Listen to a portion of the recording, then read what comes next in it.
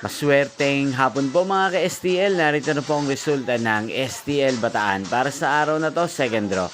May 30, 2025, araw ng Biyernes. Naway ang mga natayan nyo po mga numero kanina ay manalo nawa ngayong hapong ito, 4 PM. Kaya't kunin nyo na po ang inyong mga tickets. Narito na po ang resulta. Ang mga numerong nanalo sa STL Bataan ngayong hapong ito, May 30, 2025.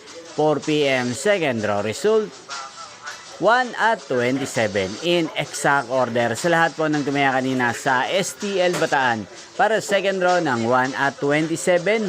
Congrats po sa inyo.